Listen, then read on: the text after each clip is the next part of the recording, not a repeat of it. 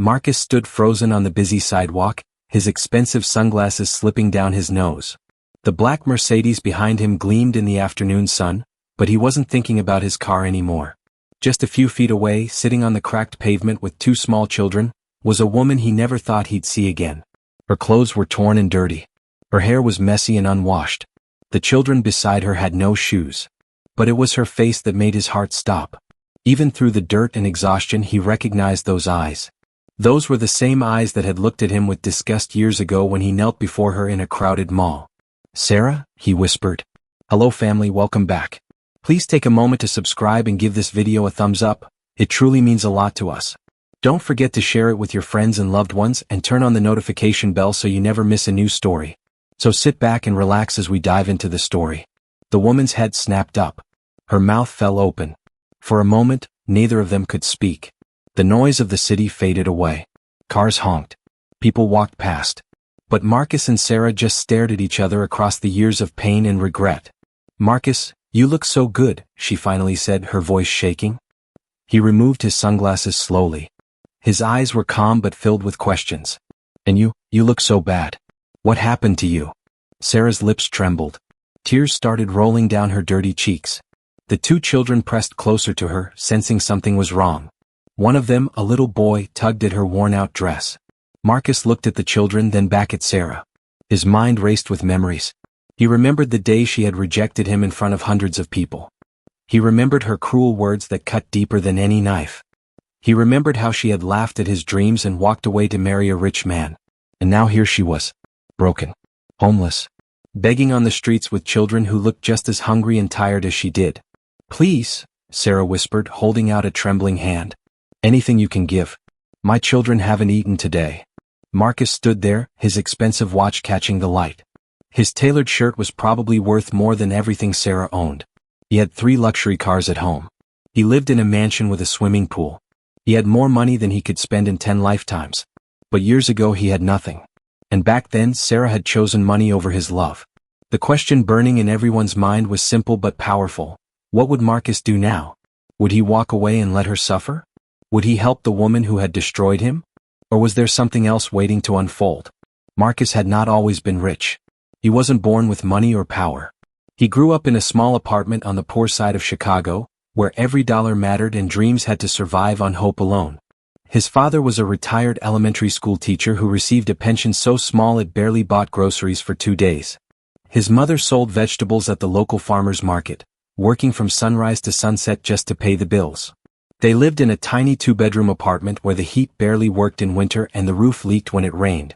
Marcus slept on an old mattress on the floor, often waking up stiff and sore. But he never complained. He knew his parents were doing their best. From a young age, Marcus learned that life was hard. He learned to manage hunger, to stretch the little they had, and to find happiness in small things.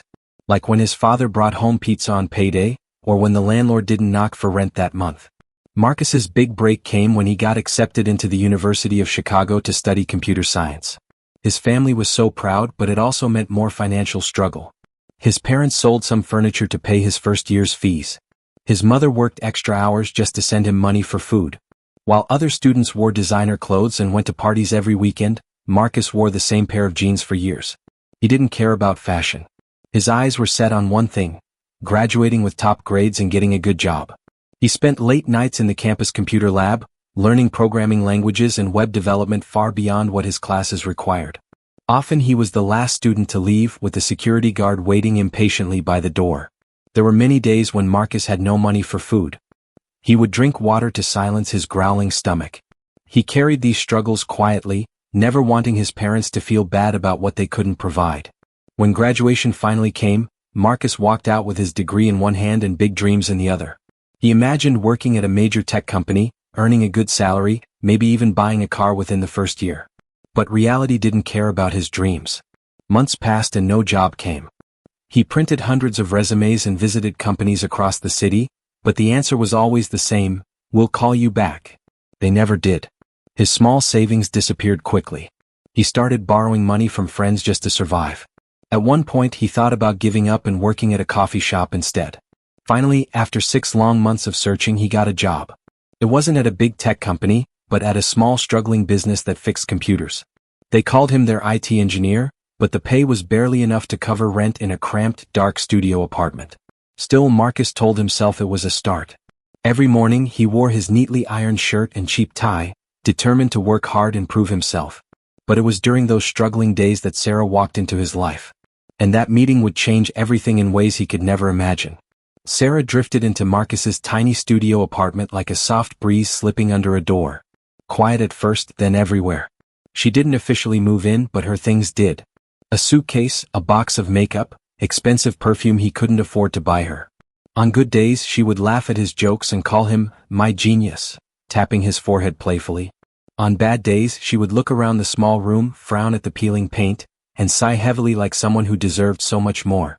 Marcus's job paid just enough to keep the landlord happy. He woke before dawn, ironed his 2 shirts and walked to the bus stop with his laptop bag. He was the kind of man who made poverty look dignified.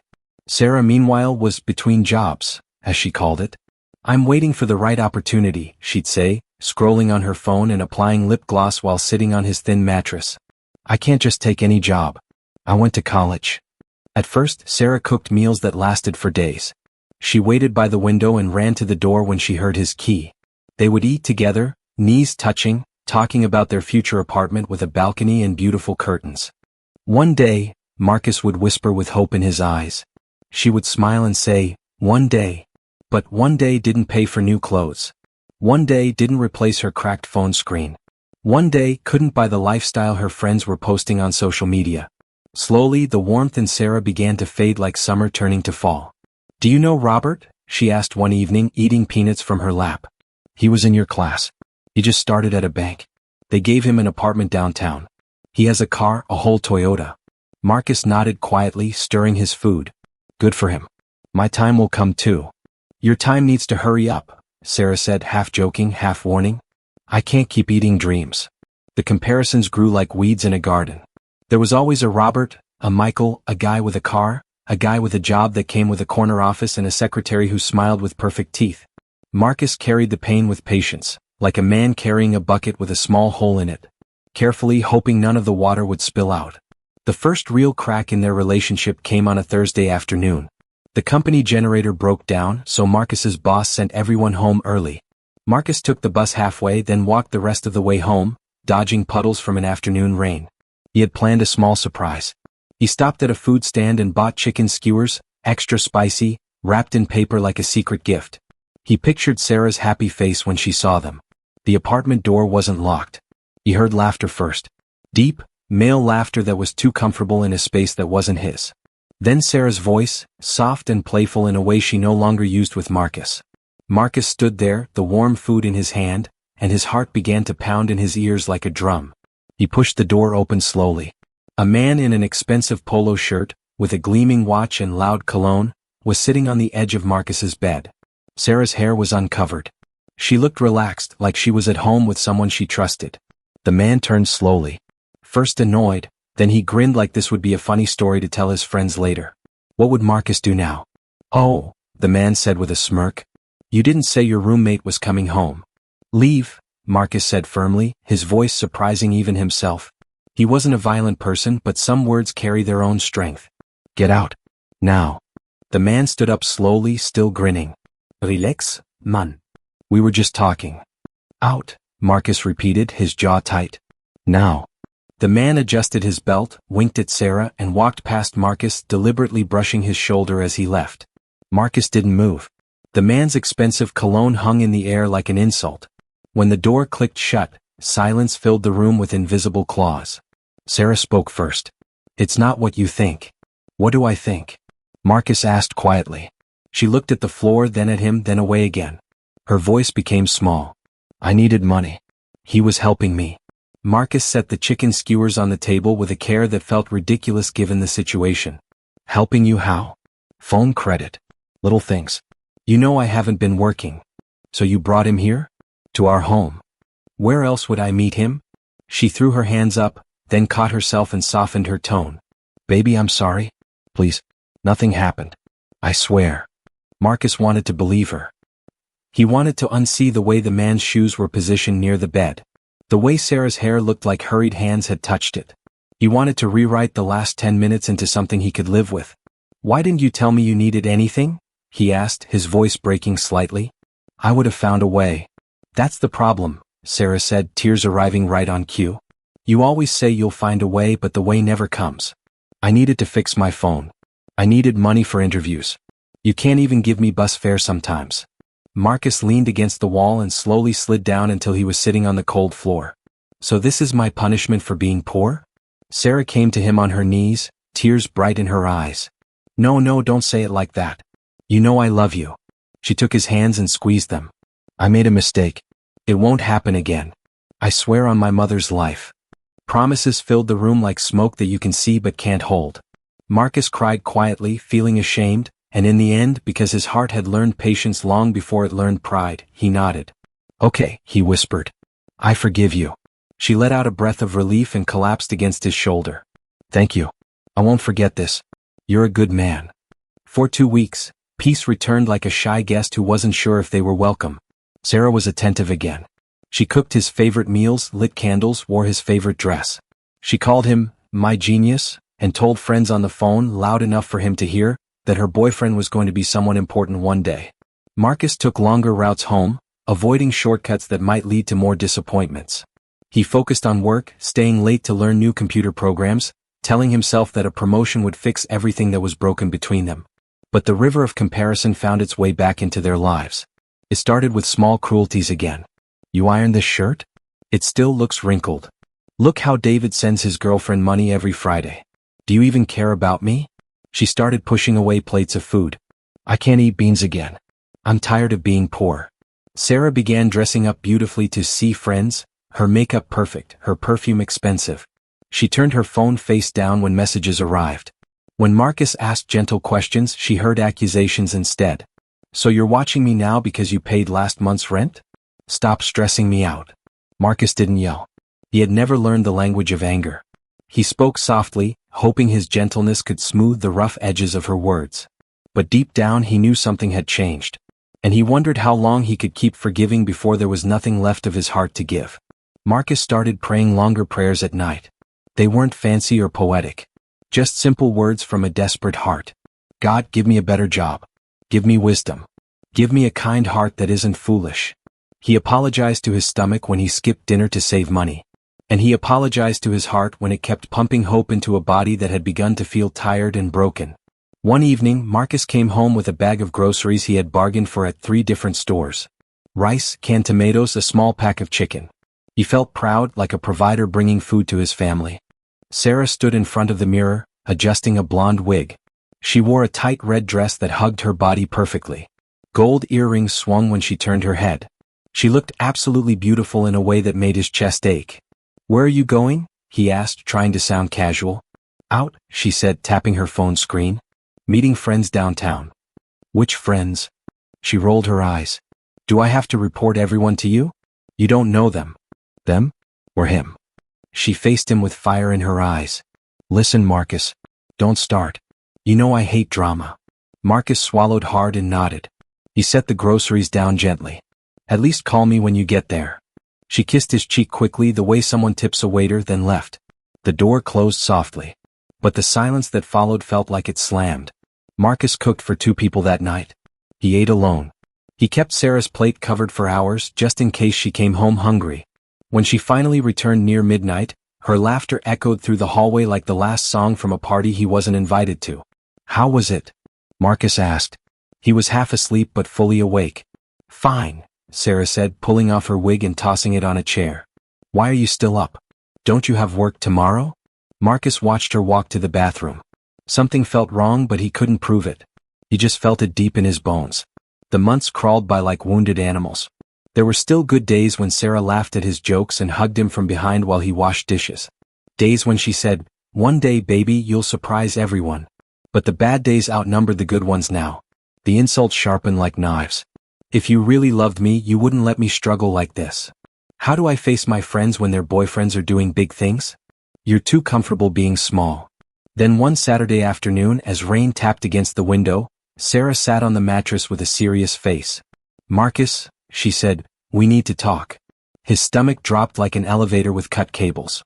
I'm tired, she said slowly. This struggle. This poverty. I need more. I deserve more.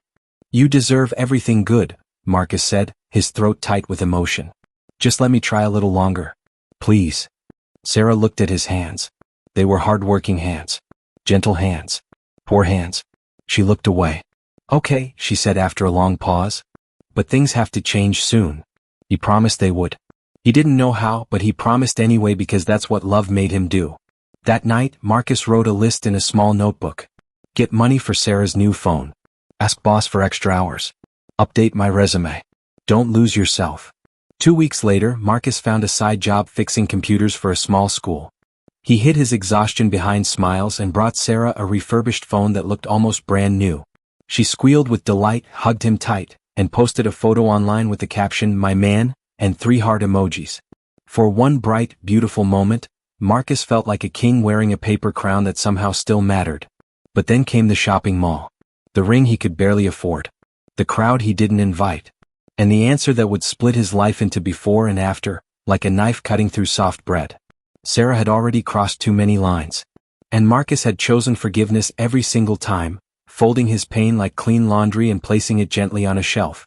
He believed love would eventually make everything right. He went to bed that night with his future knocking softly at the door, waiting to be let in.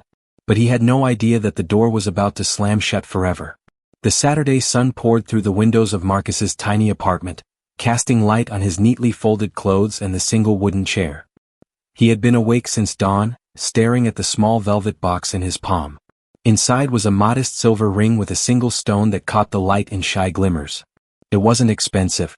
To most people it might look like nothing special. But to Marcus it was everything. He had saved for 3 months. He took extra repair jobs after work, skipped meals, and even sold his old laptop to afford it. All because he believed this ring would change his life forever. Marcus dressed carefully in his cleanest white shirt and ironed jeans. His black shoes shined with cheap polish, but they shined nonetheless. He met Sarah at the entrance of Chicago's busiest shopping mall. She looked stunning in a fitted red dress and high heels that clicked confidently on the tile floor. At the food court, he led Sarah to a table in the center. People nearby glanced at them with mild curiosity. Marcus took a deep breath. Then he dropped to one knee and pulled the small box from his pocket. Conversations around them slowed. Phones were raised. People started recording. "Sarah," Marcus began, his voice trembling. "From the day I met you, you made me believe in love. I know I don't have much right now, but I promise I'll work hard every day to give you the life you deserve. Will you marry me?" But Sarah's expression froze like ice. "Marcus, get up," she said sharply. "It's okay," he whispered, still on one knee. "Just say yes." Her voice rose loud enough for everyone to hear. "I can't marry you, Marcus. You're a good man, but I can't settle for less. I need a man who's financially stable. I can't struggle in my father's house and then struggle again in my husband's house. I'm sorry." The crowd's smiles turned into awkward stares. Marcus stayed on one knee for a moment too long. Then slowly he stood up, closed the ring box, and walked away in silence. 2 days later, Sarah came to his apartment one last time. "I'm seeing someone else," she said calmly. "We're getting married soon. I deserve a wealthy man. I can't suffer twice." And then she left forever. The weeks that followed were the darkest of Marcus's life. The humiliation had gone viral on social media. Everyone had seen the video of his rejection. He stopped eating properly. He stopped answering his mother's calls. The loneliness wrapped around him like a heavy blanket he couldn't throw off. One Thursday evening, after walking home in the rain because he couldn't afford bus fare, Marcus found himself standing on a bridge. The water below was dark and restless. Cars rushed past, their drivers unaware of the young man on the edge. He thought about ending it all. What was the point of continuing? "Brother," a voice called out. Marcus turned. A middle-aged taxi driver stood nearby, holding an umbrella. Rain drummed softly against it. "You okay?" the man asked, concern written on his face. Marcus tried to smile. "I'm fine." The man stepped closer, shaking his head. "No, you're not. I've seen this look before. Young man, your story is not over yet. Don't let someone else's choice be the reason you end your life. There is more ahead than you can see now. This is just a bend in the road. Go home. Rest. Tomorrow, start again." The words sank deep into Marcus's heart. He stepped back from the edge and let out a shaky breath. "Thank you," he whispered. "That night changed everything. Marcus went home and updated his resume. The next week, a university friend called with a job opportunity. Marcus got hired as IT manager with a salary 10 times what he was making. He worked hard, learned about investments, and within 3 years became a millionaire with a mansion and luxury cars.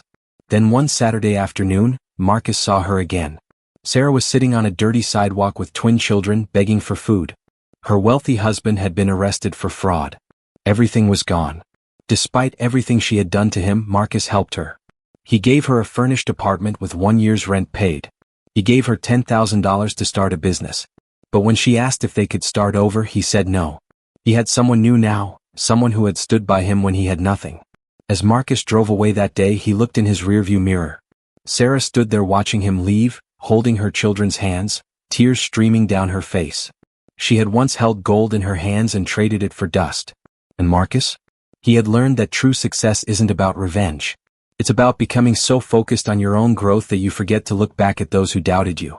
Some people will only recognize your value after they've lost you. And by then you'll be too busy building your future to care about their regret. We've come to the end of today's story. I hope it touched your heart. Thanks for watching and staying with us till the end. Don't forget to like, share, and subscribe for more inspiring stories. See you in the next one. And tell us in the comments, where are you watching from?